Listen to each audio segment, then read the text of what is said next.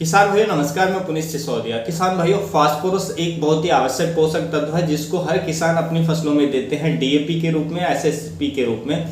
और डीएपी का जो डायमोनियम फॉस्फेट खाद है उसका सबसे ज़्यादा किसान भाई उपयोग करते हैं। लेकिन डीएपी के अंदर जो फास्फोरस होती है वो आधे से अधिक जो फास्फोरस है वो अघुलनशील अवस्था में होती है, जिससे हम देते हैं तो वो हमारी मिट्टी में घुलनशील नहीं हो पाती, क्योंकि उसको बैक्टीरिया ही घुलनशील बनाते हैं और बैक्टीरिया उतने ज़्यादा हमारी सॉइल के अंदर अभी है नहीं। उसके साथ साथ जो फास्फोरस होता है वो हाईली रिएक्टिव होता है। जब हम इसको सॉइल में देते हैं तो ये अदर जो हमारे पोषक तत्व पड़े होते हैं उनके साथ एक ऐसा कंपाउंड बना लेता है जिससे वो फिक्स फॉर्म में चला जाता है और उसको सॉल्युबल बनाना मुश्किल होता है। तो यही जो फास्फोरस है जो इनसॉल्युबल फॉर्म में जाती है, ये हमारी सॉइल को हार्ड बना रही है, कठोर बनाने का काम कर रही है। तो देखिए यहाँ पर जो हमारा डीएपी है उसकी अगर हम कहें कि हमें डीएपी को डालना बंद कर दें तो ऐसा नहीं है। डीएपी को लेकिन सही तरीके से हमें देना पड़ेगा। वो कैसे देते हैं वो आगे की वीडियो में बात करेंगे, लेकिन आज की इस वीडियो में हम जानेंगे कि यार डीएपी का कोई अल्टरनेटिव है जिसको मतलब ऑर्गेनिक फॉर्म में, कि हम डीएपी को यूज ना करके हम उस ऑर्गेनिक खाद को उपयोग करें और जिससे हमें रिजल्ट भी अच्छे आए और हमारे फसलों में जितना फास्फोरस चाहिए वो पूरा हो और हमारी सॉइल की कंडीशन सुधरे, हमें जो उत्पादन है और बेहतर मिले। तो डीएपी से भी बेहतर खाद है ऑर्गेनिक, लेकिन उसको बनाने के लिए एक तो आपको धैर्य चाहिए और कुछ टाइम की आपको जरूरत होगी।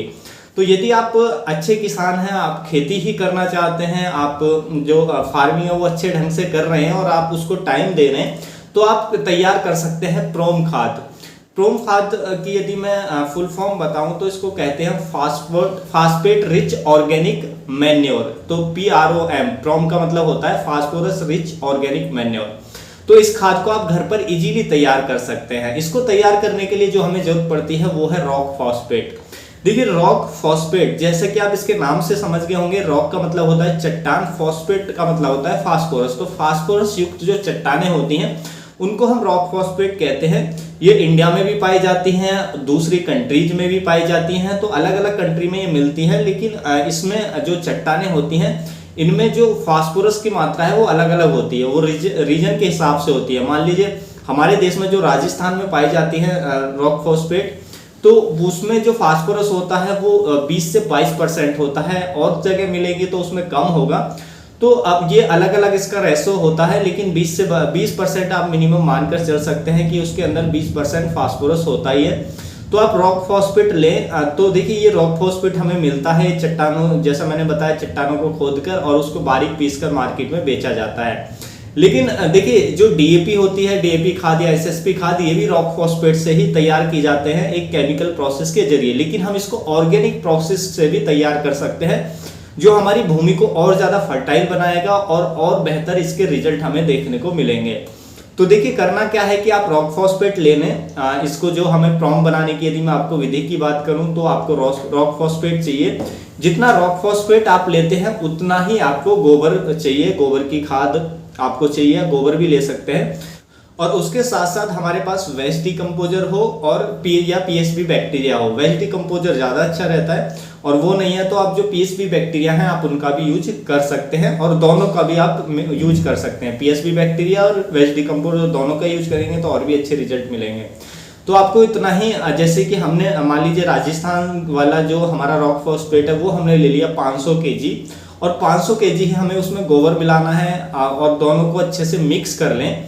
उसके बाद हम इसमें कहीं छाया वाले स्थान पर इस प्रोसेस को करें, कहीं नीम के नीचे कहीं भी छाया हो वहां पर इस प्रोसेस को आपको करना है। तो दोनों को मिक्स करना है, आपको जितना भी बनाना है उतना ले लें, दोनों बराबर मात्रा में दोनों को मिक्स कर लें। उसके साथ वेस्ट डिकम्पोजर आपको आता ही है घोल बनाना, नहीं आता तो हमारे चैनल पर वीडियो पड़े हैं आप वो देख सकते हैं। तो वेस्ट डिकम्पोजर का जो घोल है वो अच्छे से फिर इसको फैला करके और अच्छे से वेस्ट डिकम्पोजर का दो घोल में तर करना है जिससे नीचे तक तर हो जाए।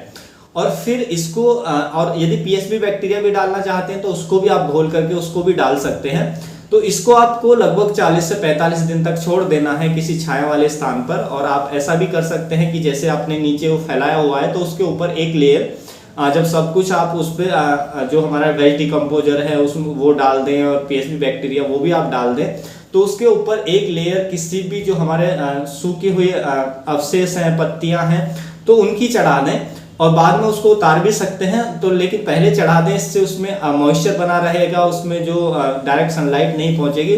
और ये 40 से 45 दिन में बनकर तैयार हो जाएगा और फिर इसको मिक्स करके आप खेतों में डाल सकते हैं।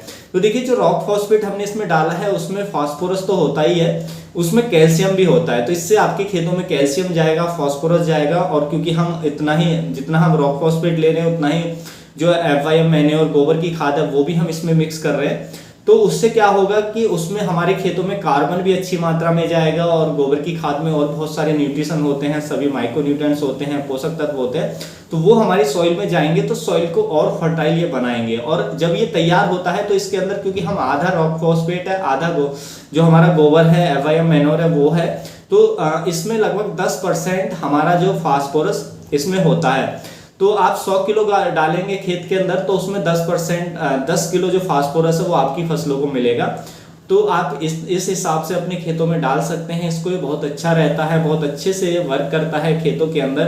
देखिए जो DAP है वो एक केमिकल प्रोसेस के जरिए तैयार होता है, तो उसके बहुत ज़्यादा साइड इफेक्ट होते हैं सॉइल में जाने पर, सॉइल के सूक्ष्म जीवों को, माइक्रोब्स को नुकसान पहुंचाता है, उसके साथ साथ सॉइल को हार्ड बनाता है, सॉइल के स्ट्रक्चर को खराब करने का काम करता है। लेकिन वहीं प्रोम यदि आप डालते हैं इस तरीके से तैयार करते हैं तो एक तो देखिए फास्फोरस की पूर्ति हो रही है वो भी एकदम ऑर्गेनिकली, क्योंकि जो हमने बैक्टीरिया है वो क्या है, जैसे हमने इसको मिक्स करके गोबर की खाद में और बैक्टीरिया इसमें छोड़े थे, वेस्ट डिकम्पोजर या PSB बैक्टीरिया, तो वो क्या करते हैं कि रॉक फॉस्फेट के अंदर जो फास्फोरस होती है उसको अवेलेबल फॉर्म में ले आते हैं। क्योंकि समस्या ये होती है कि रॉक फॉस्फेट के अंदर जो फास्फोरस होती है वो इनसॉल्युबल फॉर्म में होती है, एघुलनशील अवस्था में होती है। यदि हम उसको ऐसे ही डालें तो हमारे पौधों के अवेलेबल नहीं होगी, लेकिन जो बैक्टीरिया है उसको अवेलेबल कराते हैं। तो हम जब प्रॉम तैयार कर लेते हैं तो वो अवेलेबल फॉर्म में आ जाती है, तो हम उसको डालते हैं तो बिल्कुल ऑर्गेनिक तरीके से जो फास्फोरस है वो हमारे पौधे को प्राप्त होती है, कैल्शियम ऑर्गेनिक तरीके से प्राप्त होती है,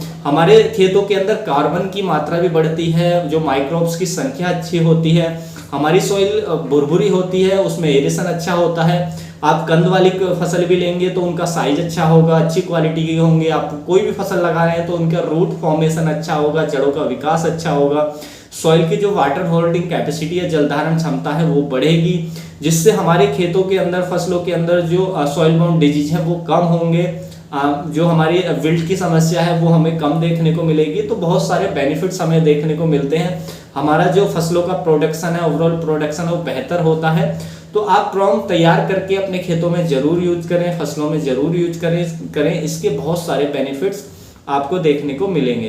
तो उम्मीद है किसान भाइयों जो आज की जानकारी है आपको अच्छी लगी होगी। जानकारी अच्छी लगी तो वीडियो को लाइक कीजिएगा, ज्यादा से ज्यादा फार्मर के साथ इसे शेयर कीजिएगा ताकि उन तक भी जानकारी पहुंच सके। मिलूंगा मैं आपको एक और नए वीडियो में नई जानकारी के साथ, तब तक के लिए आप अपना ख्याल रखिएगा।